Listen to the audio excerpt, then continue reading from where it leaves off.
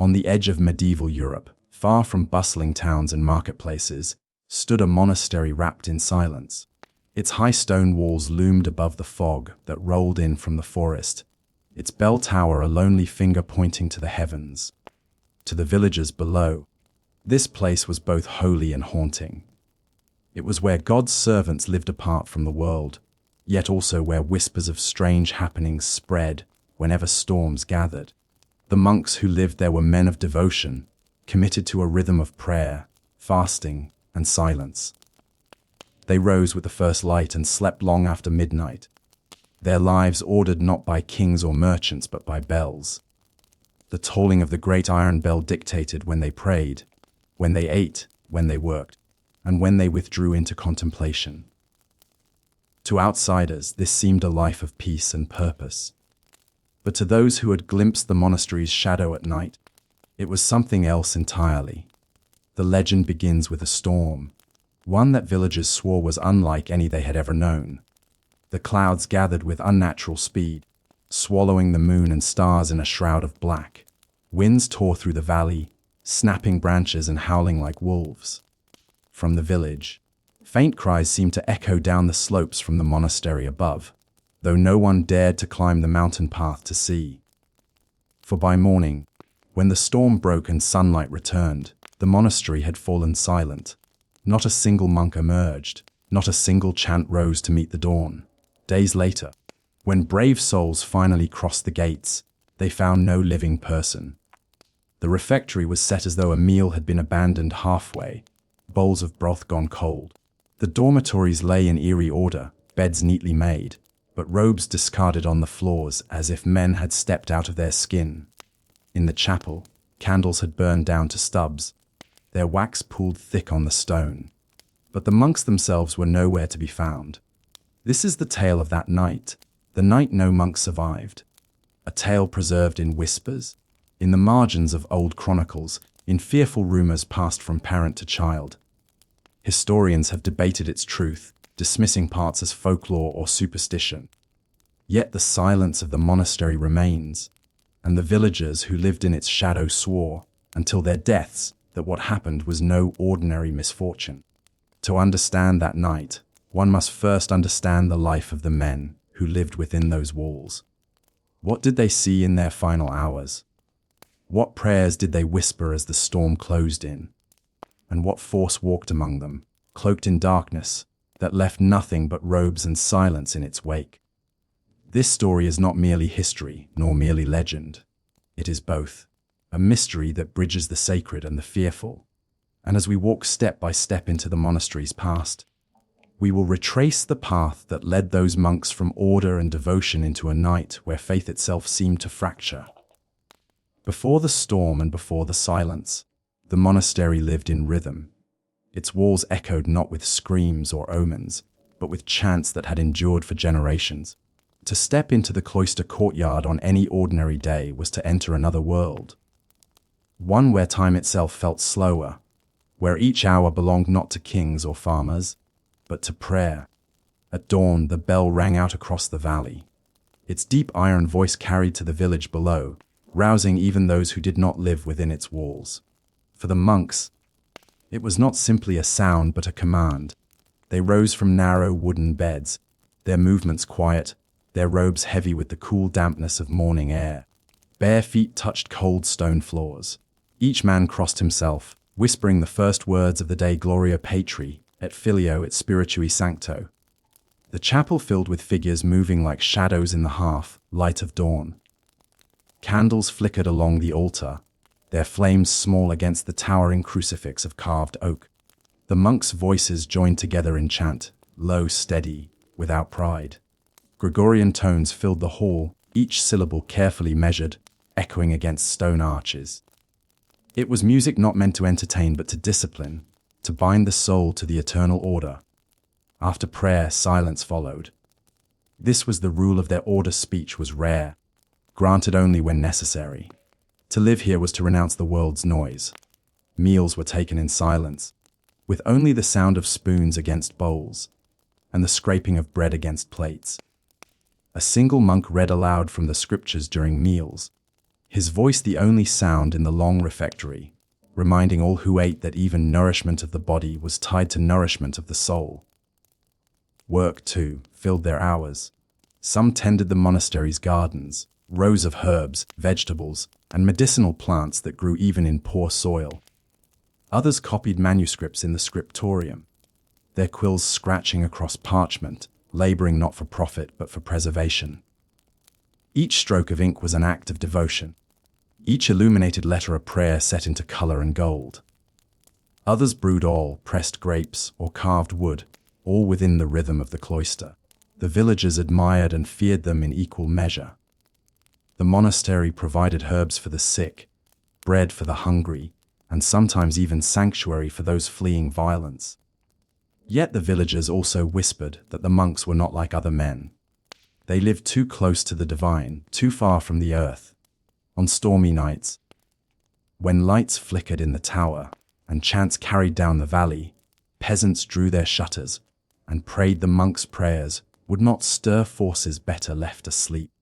Brother Martin, the prior, believed the monastery's strength lay in obedience. "We are the Lord's instruments," he often told the novices. "We do not question. We do not fear, we endure." His face was stern but his voice calm, and many young monks found reassurance in his certainty. For in a world of famine, plague, and endless wars, the monastery's walls promised order and safety. Here, under God's rule, chaos had no place. But human hearts were not so easily bound.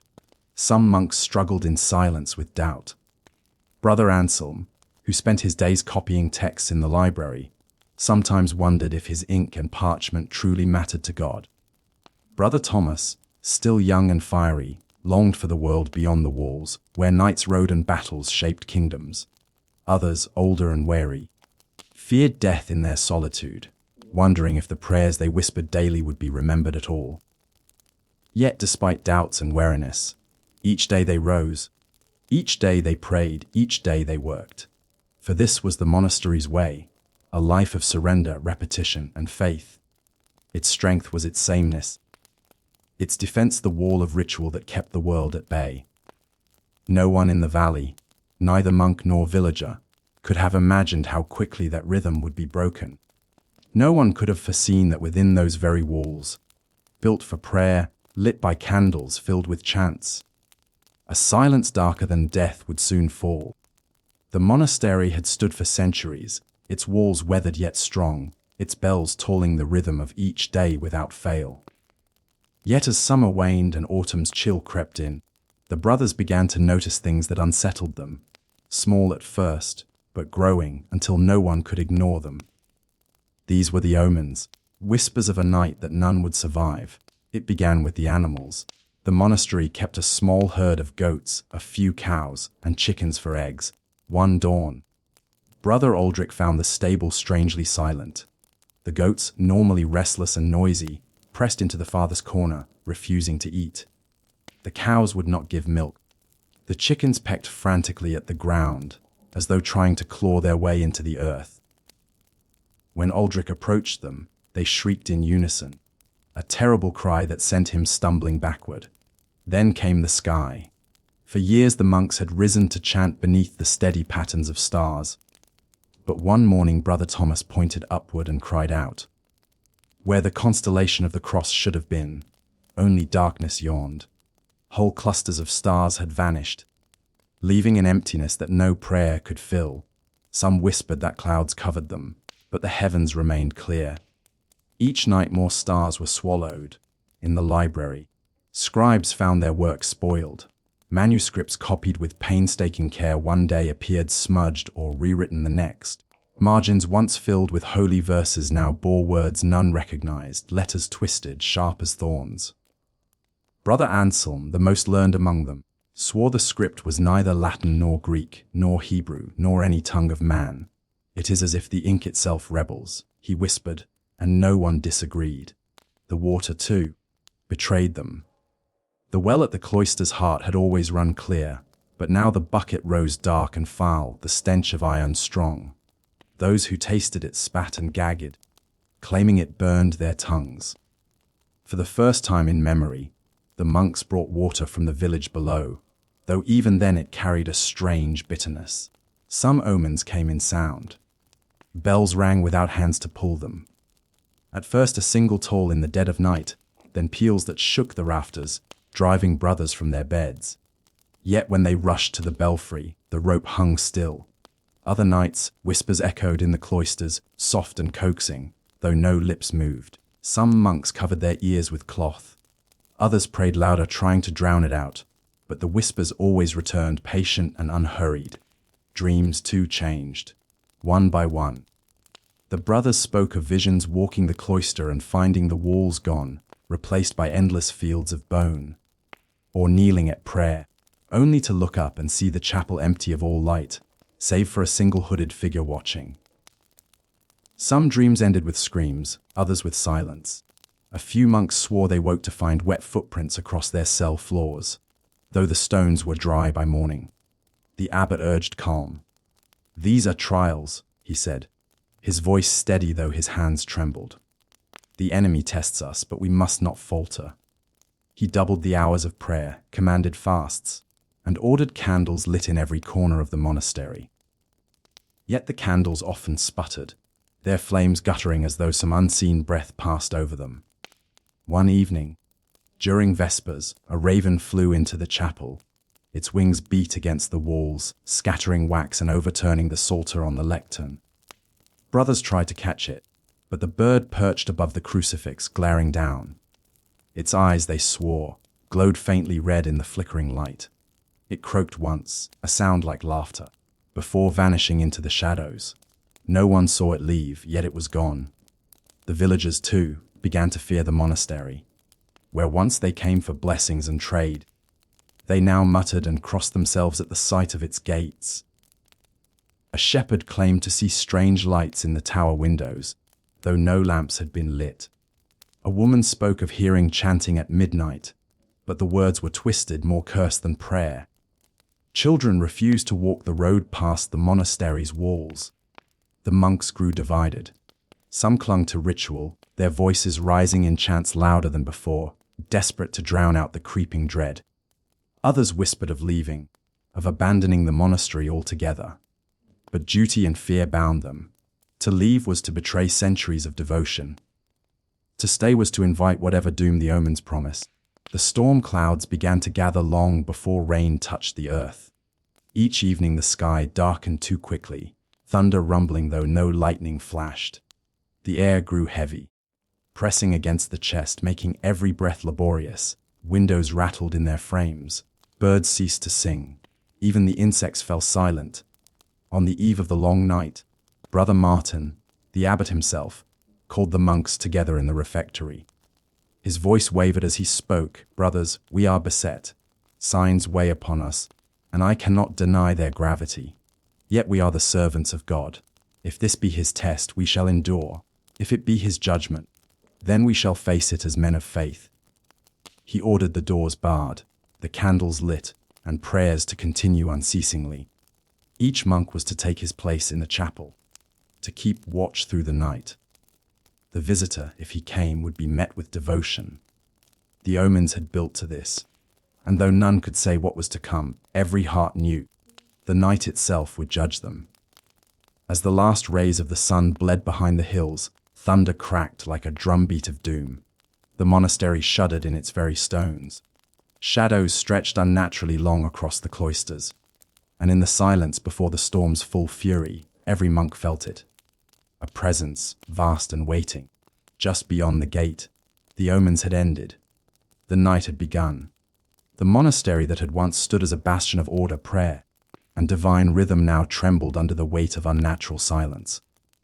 Outside, the storm raged like an untamed beast, battering against the stone walls, rattling the wooden shutters, and howling through the cracks of the ancient structure.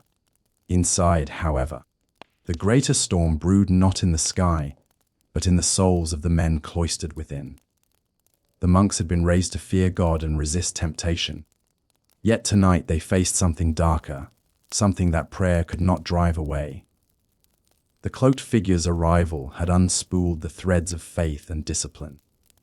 None knew from where he had come, nor why his presence carried such weight, but all felt the heavy chill that trailed him. The air itself seemed to bow under the burden of his silence. He did not speak, nor did he move often. He stood, or he walked slowly, always at the edge of vision, where torchlight bent and shadows thickened unnaturally. Brother Anselm, the elder, had tried to maintain order, but even his voice had faltered. The young novices no longer looked to him with trust, but with the wide eyes of children abandoned in the dark. Every whispered prayer sounded like a plea for life rather than devotion. The order of Saint Benedict had lived by a strict code, but tonight, codes crumbled. The first hours of terror, as dusk thickened into night, the storm pressed harder. The refectory roof groaned with each gust. Windows rattled and burst inward, spraying glass shards across the flagstones. One novice was cut badly on his cheek, another fell screaming, convinced that shadows dragged at his robes. Torches sputtered. Their flames short-lived in the damp air. The monks gathered in the chapel, their voices raised in a psalm meant to steady hearts. At first, it seemed to work. The chant rose in unison, trembling but resolute. Yet halfway through, the harmony splintered. One monk cried out as though struck. Another dropped to his knees, covering his ears, swearing he heard voices whispering underneath their song. "The devil mocks us," someone gasped. It was then they saw it, the cloaked visitor, framed by the flickering candlelight near the altar. He made no movement, no gesture, and yet every candle flame guttered as though in obedience. The chant collapsed. Silence returned, thicker than before, filled with the weight of dread. The dormitory whispers later, the brothers attempted to retreat to their dormitory, thinking perhaps rest would bring clarity, but rest did not come. Novices huddled together under thin blankets, staring into the rafters where shadows bent strangely. Some claimed to hear chanting from above, though the ceiling led only to the roof. Others swore they saw words scratched into the walls, written by no hand of man. Exitus non est. There is no escape. Brother Thomas, young but courageous, tried to wipe them away, but when dawn like lightning flashed, the words returned, carved deeper, glowing faintly as though lit from within. The breaking of discipline. By midnight, the rule of silence, once a sacred discipline, had become unbearable. Monks who once passed weeks without unnecessary speech now broke into frantic conversation. Accusations flew. Some whispered that Brother Anselm had invited the curse with forbidden texts. Others swore that one of the novices had sinned grievously. Fear turned inward, transforming pious men into a tribunal of suspicion. The cloister, once filled with the shuffle of sandals and soft murmurs of prayer, now echoed with desperate cries. The cloaked figure moved between corridors, never hastening, never retreating. He passed men without touching them, yet left them trembling as though their souls had been grazed by fire. Brother Martin swore he felt his rosary burn in his hand as the figure passed. When he dropped it, the beads scattered across the flagstone, glowing faintly like embers before fading into ash. The storm within outside, thunder rolled ceaselessly. Sheets of rain lashed the walls, flooding the courtyard. The great oak at the gate was struck by lightning, splitting into two smoldering halves that blocked the exit. The monks watched through narrow slits as the storm claimed even the earth around them. Inside, doors slammed without wind. The library's manuscripts, carefully copied over centuries, flared with sparks before curling into blackened fragments. The knowledge of generations was devoured in moments, as if the very word of God was being erased from parchment. Brother Anselm wept openly, clutching charred scraps to his chest. The novices tried to flee into the cloister, but the shadows there shifted unnaturally. Some swore they saw faces in the darkness, faces of monks long dead, their eyes hollow, mouths gaping as though to warn or to curse. The soundless chapel toward the deepest hour of night. The monks gathered again in the chapel. It was their last refuge, the place they had always turned to in times of doubt. They lit what few candles remained, their trembling hands shielding flames from drafts. Together, they attempted one last vigil. But when they raised their voices in prayer, no sound emerged. Their mouths moved, their lips shaped ancient words, but the chapel absorbed every syllable. It was as though the air itself had been stolen. The silence was not mere absence, but a presence, heavy, suffocating, alive. One novice beat his chest in despair, his mouth wide with a scream no one could hear, his face contorted, veins bulging, and yet not a breath reached his brother's ears. He collapsed moments later, lifeless, his silence absolute. Descent into madness. By the third watch of the night, madness had crept into the brethren. Some tore their robes, declaring that judgment had come. Others struck themselves with whips, begging for absolution. A few tried to flee, but the gates were sealed by storm and shadow alike. In the refectory, Brother Thomas attempted to rally the young. "Hold fast! This is trial, not damnation!" But even as he spoke, his torch sputtered and died, leaving only the faint glimmer of lightning from outside. His words hung unanswered, swallowed whole by the silence. Meanwhile, Brother Martin began carving prayers into the wooden pews with a knife, desperate to leave behind some trace of faith.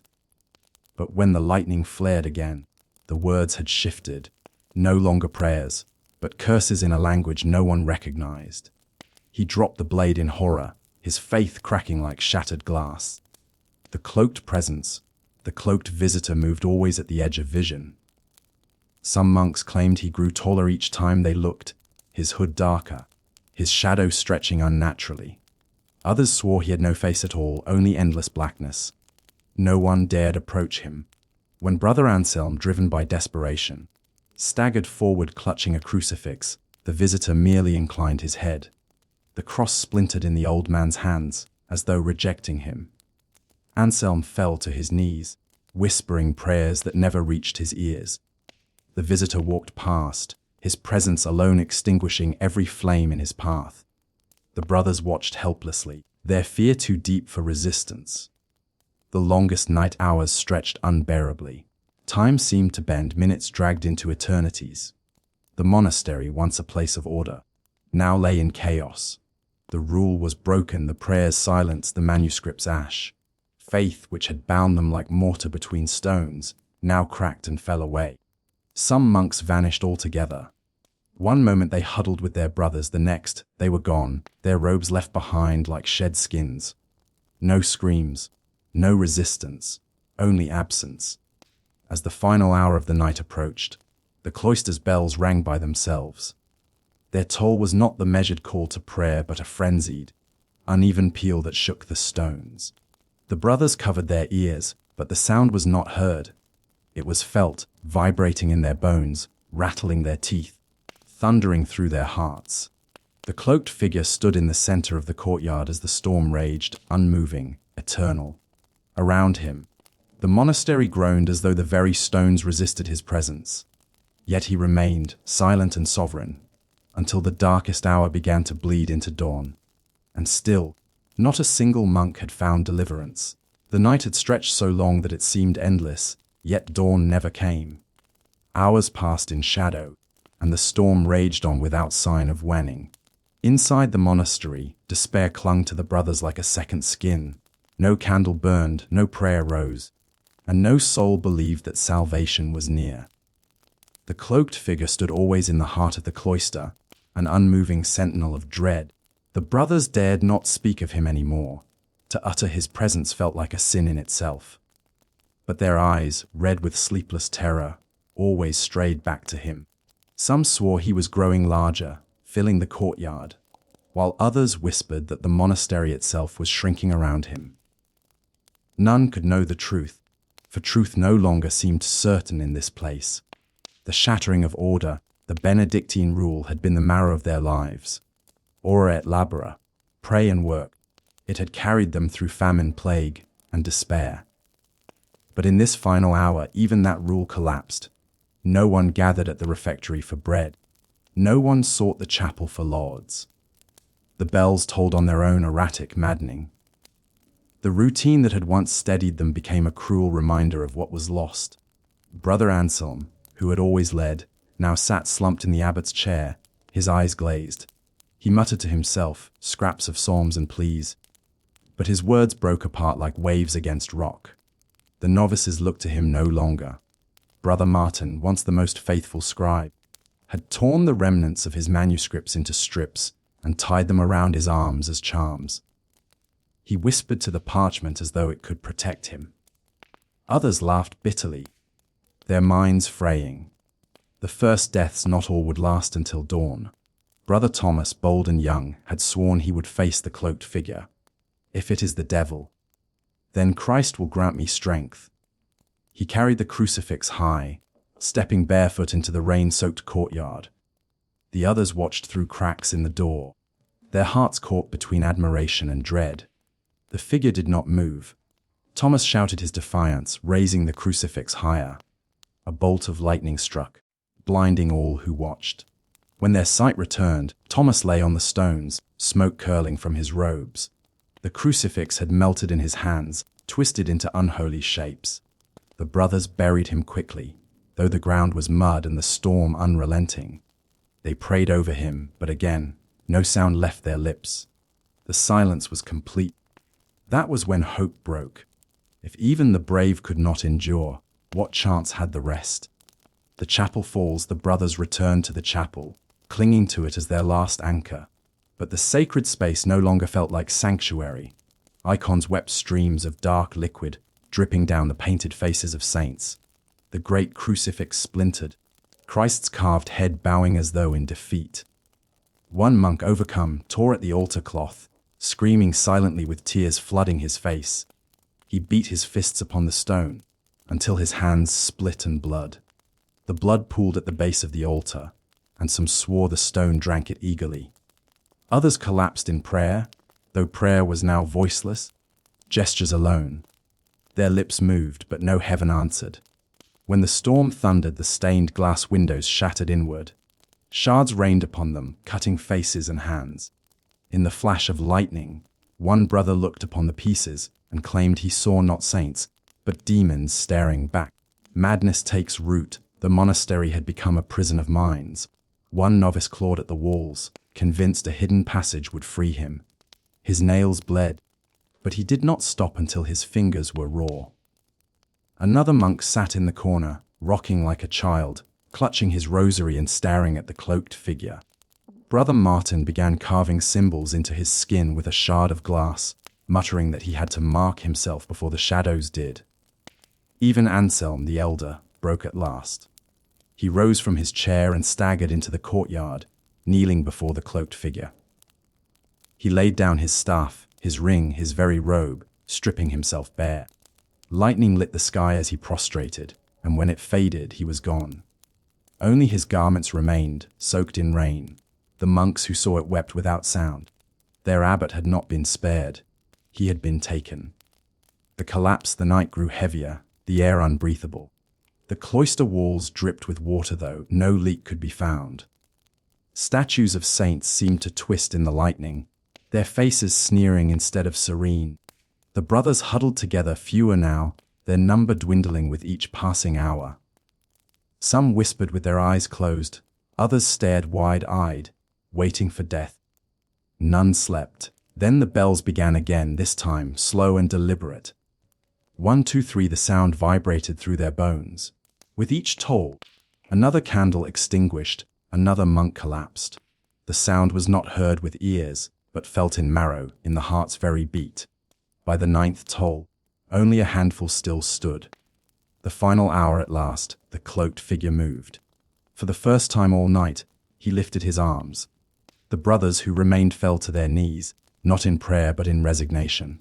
The storm ceased instantly. No rain, no thunder, no wind, only silence. A silence so deep it seemed to swallow thought. One by one, the monks dropped. Some fell lifeless, others vanished entirely, their robes left behind. The figure walked among them, touching none, yet claiming all. His presence was final, absolute. Brother Martin, clutching his scarred arms, was the last to remain. He looked up at the figure, his eyes wide not with terror but with awe. His lips moved, perhaps a final prayer, perhaps a curse. The figure lowered its hood. What the monk saw, none could ever know. For in that instant, Brother Martin too vanished, and the monastery stood empty. The dawn that never came. When morning at last broke, the storm had passed. Travelers from nearby villages found the gates closed but unguarded. They entered hesitantly, fearing thieves or plague. What they found chilled them to their souls. The monastery was silent, every chamber abandoned. Robes lay scattered as though men had stepped out of them and disappeared. Manuscripts were ash. Icons were broken. The bells were still, their ropes torn. But of the monks, not a trace remained. Only the cloaked figure's shadow lingered for a moment in the courtyard, fading as the sun rose. The legend of that night would be told for centuries. The night no monk survived,